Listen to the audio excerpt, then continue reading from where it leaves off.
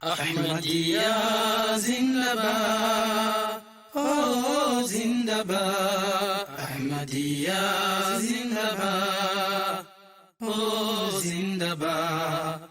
Assalamu alaikum wa rahmatullahi wa barakatuh. Wa alaikum omulabi waffe omulungi ali ku mukutu gwaffe ogwa True Islam Uganda nkuyozaayoza okuyingira omwaka 2021 nenkwebaza okwekumbira ku mukutu gwaffe guno ogwa True Islam Uganda nga bweri nkola yaffe olunaku olwaleero mpise n'omusomesa waffe Hakim Rajab.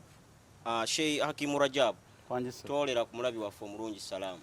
Assalamu alaikum wa rahmatullahi wa barakatuhu. Seeka waffe nga amaze okutubuuzaako tubadde tufuna ebibuuzo bingi mu inbox zaffe ng'era tusabibwa abali baffe abalungi okutegeera nti omw'ahmadiyya omw'ahmadiyya yaliwa.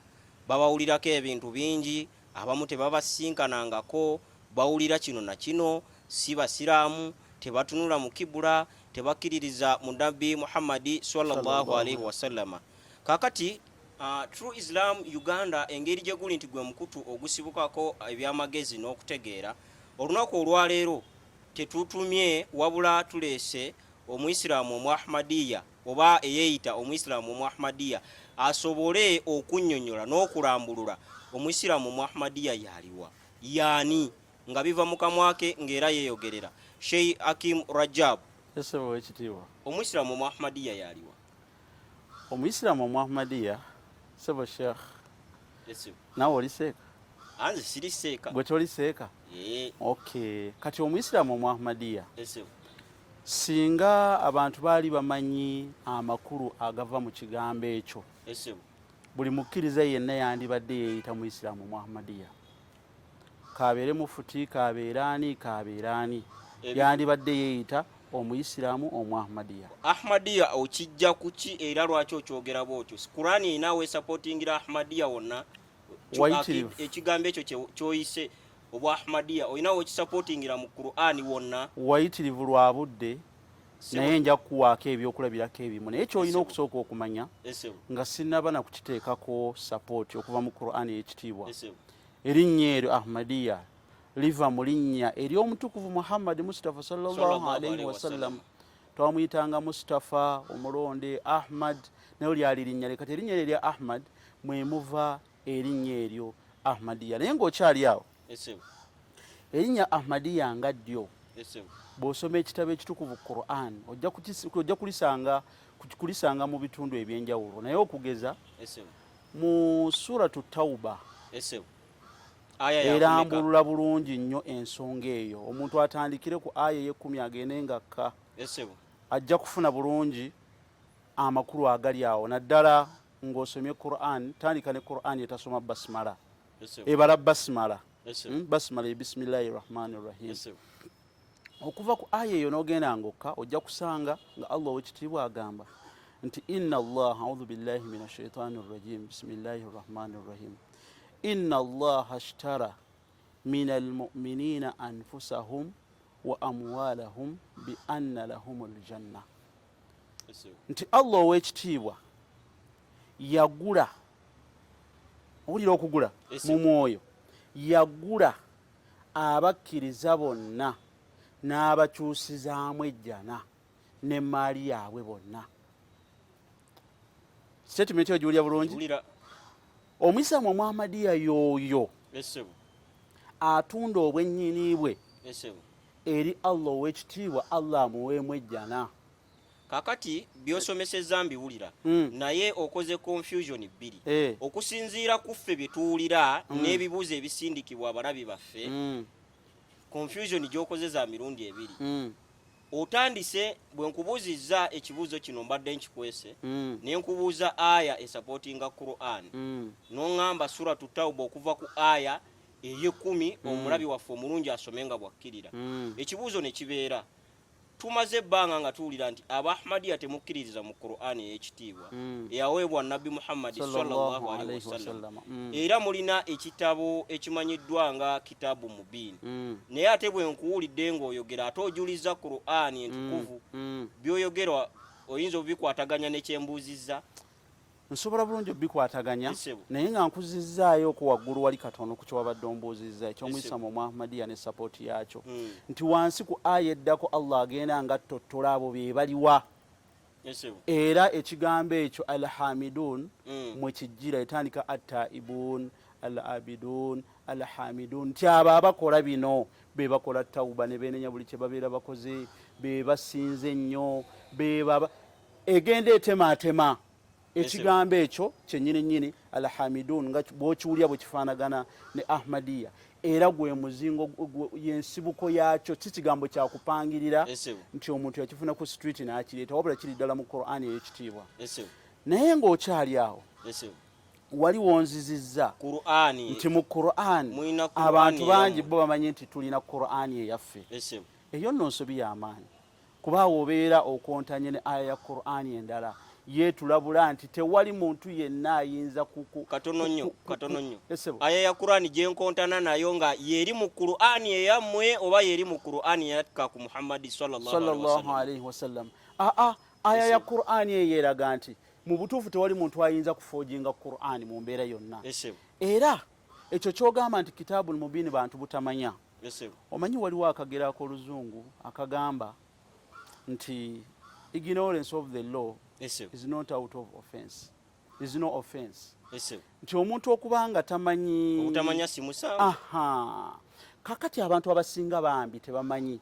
Naye era tusigala tubateekako omusango nti waki tebakola research ku nsonga eyo kubanga toyinza kugamba nti ffe tukkiriza mu kitabul mubin nga ne Qur'ani zaabwe ez'abayisiraamu abasunni abasalafu abaki mulimu aya namba eyogera ku kitabul mubin bw'osoma suratu Zukhruf etandika ne hamim wal kitabin mubin aya namba ya Qur'ani n'ogenda ne ku ssuula eddako nayo n'ekiddamu suratu Dukhan ne suratu Zukhruf nayo negamba nti hamim wal kitabul mubin kati ago just manya ga Qur'ani yitibwa Qur'ani al-Majid era kusanga mu Yasin nga bagita Qur'ani al-Hakim yes Yasin bw'obeera ogitandise ojja kugisanga Yasin wal Qur'ani al-Hakim olaba wamma bwe tusoma Qur'ani era tutera okuzisanga Qur'ani ezimu nga ziriko Qur'anul Karim oba Majid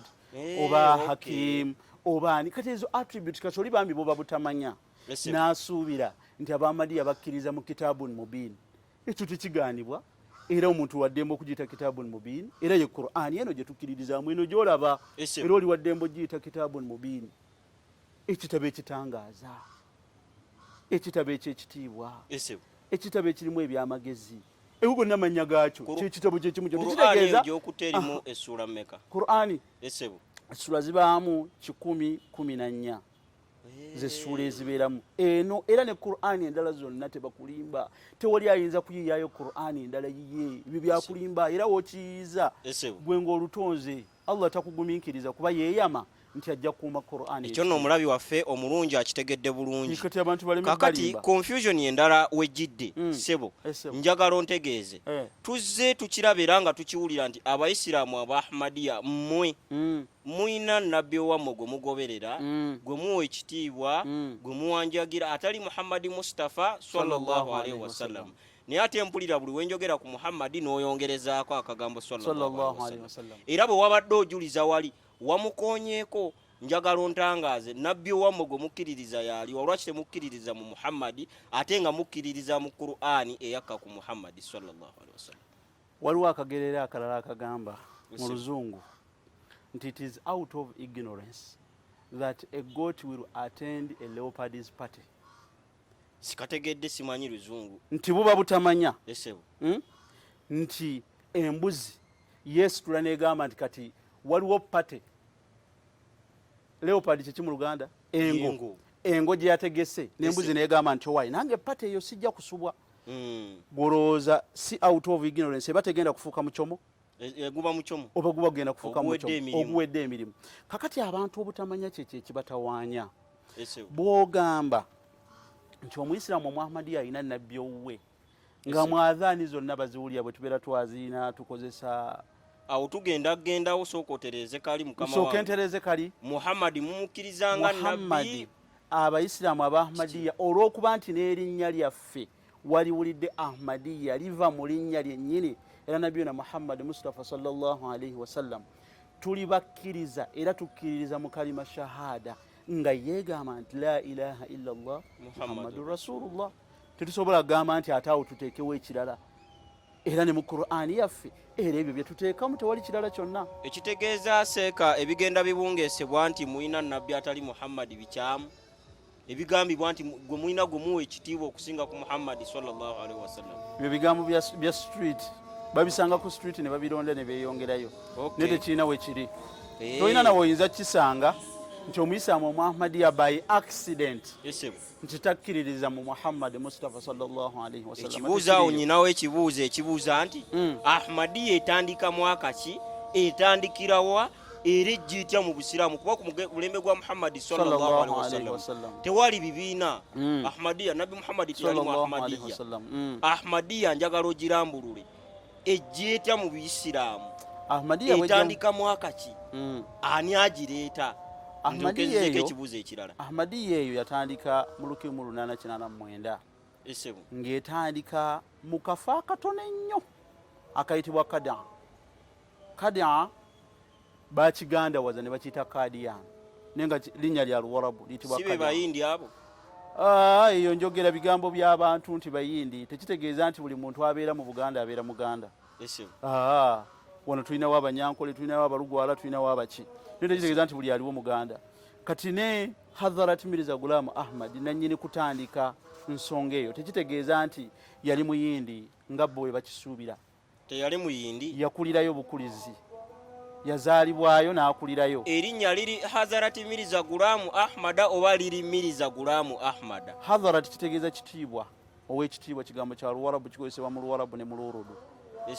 Kati ayitibwa Hadharat Mirza Ghulam Ahmad, ye mutandisi w'ekibiina ky'Abayisiraamu Ab'ahmadiyya. Ate abamu bamusomesa okutandika ekibiina ekyo yali musiraamu, era musiraamu wawu awedde emirimu, tekutaliimu kubuusabuusa, mugoberezi wa nabiyuna Muhammad sallallahu alaihi wasallam. N'omulimu ogw'okuyingiza abantu mu ddiini y'obusiraamu yali agukola ng'ayingiza abayisiraamu bayitirivu mu busiraamu, abaali beefuula nti bo bavudde mu ddiini y'obusiraamu. Idea agijjawo okutandika Jamaati Ahmadiyya. Ahmadiyya zindabad, oh zindabad, Ahmadiyya